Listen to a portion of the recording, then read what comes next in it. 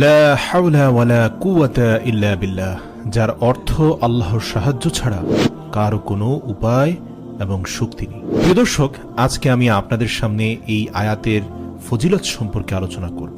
এই আয়াতটি কখন পড়বেন, কিভাবে পড়বেন, কিভাবে পড়লে আপনার সকল অশুভ শক্তি দূর হবে, সকল দুঃখ বিপদ থেকে আপনি নাজাত পাবেন, কিভাবে আমল করলে জান্নাতের রাস্তা সহজ হবে, কিভাবে আমল করলে আপনার সমস্ত দোয়া কবুল হবে, কিভাবে আমল করলে আপনার নামাজ কবুল হবে, কিভাবে আমল করলে 70টি বড় বড় বিপদ থেকে আপনি রক্ষা পাবেন, 99টি রোগ থেকে মুক্তি পাবেন। হাদিস শরীফের আলোকে আজ আমি এই সহজ জিকিরের বিশাল ফজিলত আপনাদের সামনে তুলে ধরার চেষ্টা করব ইনশাআল্লাহ।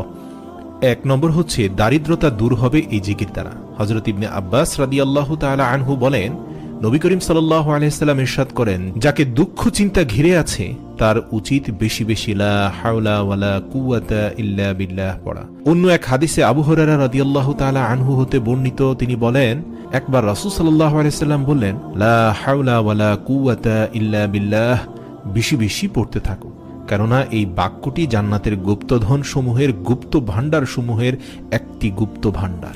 অর্থাৎ এখানে রাসূল সাল্লাল্লাহু আলাইহি সাল্লাম 3 স্তরের শ্রেষ্ঠত্ব বর্ণনা করেছেন। আল্লাহ রাসূল আরো বলেন, যে ব্যক্তি লা হাওলা ওয়ালা কুওয়াতা ইল্লা বিল্লাহ এই বাক্যটি পড়বে, আল্লাহ তাআলা তার 70টি কষ্ট দূর করে দিবেন, যার সর্বনিম্ন কষ্ট হলো দারিদ্রতা।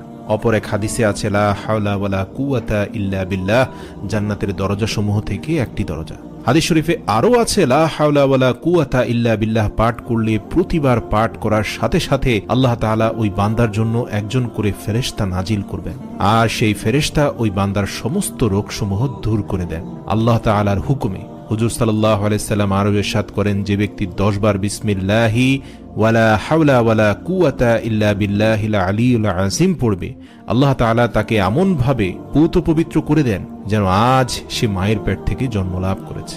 সুবহানাল্লাহ। হযরত আবু মুসা হতে বর্ণিত, তিনি বলেন, লা হাওলা ওয়ালা কুওয়াতা ইল্লা বিল্লাহ, যে ব্যক্তি প্রতিদিন 100 বার পাঠ করবে সে কখনো কারো মুখাপেক্ষী হবে না। বুখারী শরীফের 4202 নম্বর হাদিস।